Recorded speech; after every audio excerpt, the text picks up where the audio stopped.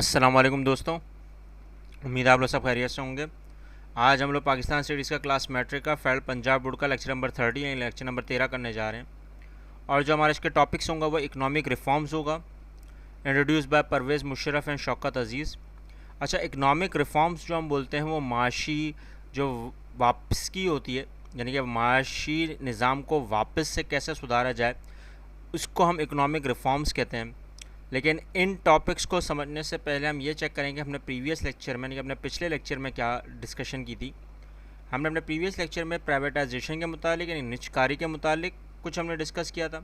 फिर हमने इंडस्ट्रियलाइजेशन यानी कि सनतों का जो मेयार था, जो जदीद या पुराने तरीक़ों से जो चल रही थी, उसको हमने प्राइवेटाइज़ करवाया। अब वो क्यों करवाया ये हमने पढ़ा था। और फिर हमने जो नई आज की हिसाब से मॉडर्नाइज्ड जितनी जदीद चीज़ों का जो रुझान था, उसके हिसाब से हमने सनतें जो बनाई वो हमने जो कायम की और कौन कौन सी की, हमने वो डिस्कस किया था ड्यूरिंग द मुशर्रफ एरा में। अगर आपने ये लेक्चर नहीं देखा है तो इस लेक्चर को देखने के बाद अगर आपको कोई चीज़ समझ में ना आए तो हमारे साथ ज़रूर शेयर करें। आज के हिसाब से जो आपका हमारा जो टॉपिक है वो इकनॉमिक रिफॉर्म्स है। अच्छा, इकनॉमिक रिफॉर्म्स अगर देखा जाए तो उसमें जनरल परवेज़ मुशर्रफ के दौर में सबसे पहला जो पॉइंट आता है वो आता है इंक्रीज़ इन जीडीपी। अच्छा, जीडीपी जो होता है वो ग्रॉस डोमेस्टिक प्रोडक्ट होता है, जो पूरे साल में हमने अपनी प्रोडक्ट्स जो बना के जो पर्टिकुलरली जितनी भी हमने डेवलप्ड की हैं उसके हिसाब से जो नेशनल और इंटरनेशनल, लेकिन ज़्यादा फोकस होता है इंटरनेशनल पे, जो हमने बेची और बेचने के बाद हमने जो उससे ज़र मुबादला कमाया, यानी कि फ़ॉरेन एक्सचेंज या इनकम जो हमारी जनरेट हुई, या हम उसको आसान लफ्ज़ों में बोले तो रेवेन्यू जो हमने जनरेट किया, उसको हम जीडीपी बोलते हैं। और उसी के हिसाब से हमने नई सनतों का जो रुझान रखा वो इसलिए रखा क्योंकि हमारा जो जीडीपी रेट था वो 7% इंक्रीज़ हो गया था during the general Pervez Musharraf के दौर में। और यहाँ पे जो इकनॉमिक पॉलिसीज़ थी वो एक स्पेशल अटेंशन दी गई किसकी तरफ से, शौकत अजीज़ की तरफ से।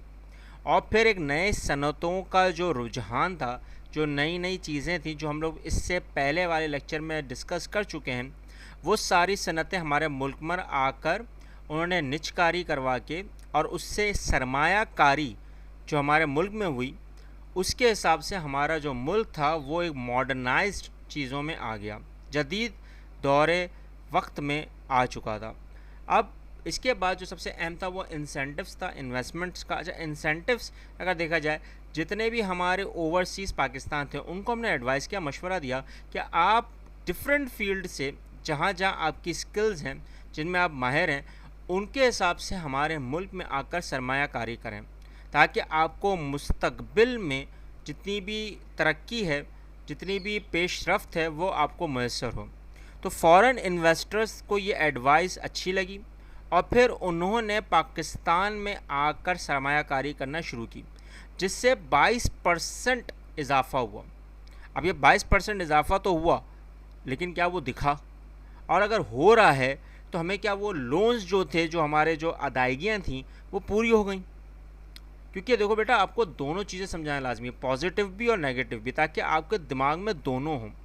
अगर आपके दिमाग में दोनों ही चीज़ें नहीं होंगी तो आप अपने आप से सवाल करते रहोगे कि जब इतना सब कुछ हुआ तो अब भी हमारे मुल्क में कर्ज़े क्यों हैं। ये सबसे बड़ी बात है। और अगर देखा जाए तो उसमें जो रिडक्शन थी डेफिसिट की, खसारे की, वो कम हुई।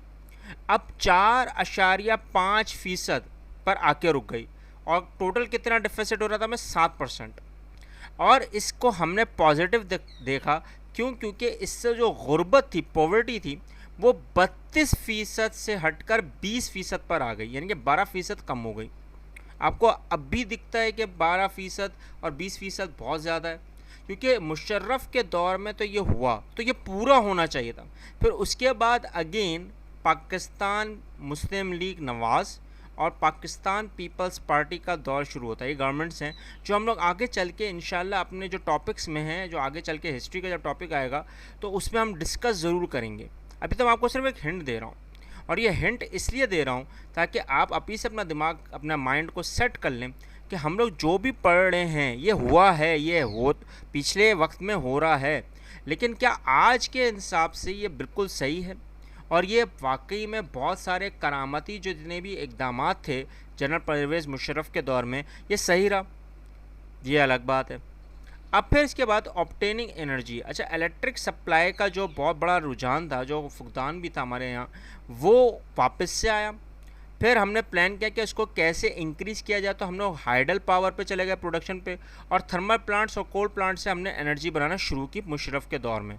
लेकिन इससे दो चीज़ों का नुकसान हुआ, एक तो एनवायरमेंटल पोल्यूशन बढ़ गई, बहुत ज़्यादा हुई, और प्लस जो हमारी इलेक्ट्रिकल सप्लाई का जो मेन निज़ाम था वो थोड़ा बहुत धर्म भरम हो गया। अब ये तो हुआ, ये लाजमी हुआ और ये अच्छा हुआ, लेकिन क्या ये पूरा रहा और इससे हमें बेनिफिट बहुत हासिल हुए? ये सोचने वाली बात है। क्यों? क्योंकि बेटा देखो, अगर ये सारे इकदाम जब उनके दौर में हुए तो ये आज तक कायम रहने चाहिए थे, लेकिन ये आज तक थोड़े बहुत तो हमें आसार दिख रहे हैं प्राइवेटाइजेशन के हिसाब से। लेकिन आपने नोट करा होगा, मैं बहुत सारी बेशतर कंपनियों के नाम ले सकता हूँ जो अपना काम शायद मुझे कोई अंदाज़ा नहीं है, लेकिन जो मुझे मिलती हैं, एनालिसिस मिलती हैं, व्यूज़ मिलते हैं दूसरे इंटेलेक्चुअल से, जर्नलिस्ट से, पॉलिटिशियन से, वो बहुत सारी बातें जो आपको टीवी में भी सुनाई देती हैं, हर अखबार में दिखाई देती हैं, उनके हिसाब से अगर देखा जाए, ये मैं नहीं कह रहा हूँ, ये वो कह रहे हैं, उनके हिसाब से देखा जाए तो क्या ये सारे इकदाम आज पूरे सही तरीके से हो रहे हैं? ये सबसे बड़ी बात है बेटा, क्योंकि आपको ये चीज़ें समझाना लाजमी है। अगर आपको अभी भी कोई चीज़ समझ नहीं आई तो हमारे साथ शेयर करें और कमेंट करें, और आपको कोई भी चीज़ बहुत अच्छे तरीके से समझ में आ गई हो तब भी हमारे साथ शेयर करें, कमेंट करें। इस चैनल को, इस लेक्चर को उन बच्चों तक, उन बड़ों तक पहुंचाएं जो ला इल्म हैं। मिलते हैं नेक्स्ट लेक्चर में। अल्लाह हाफिज़।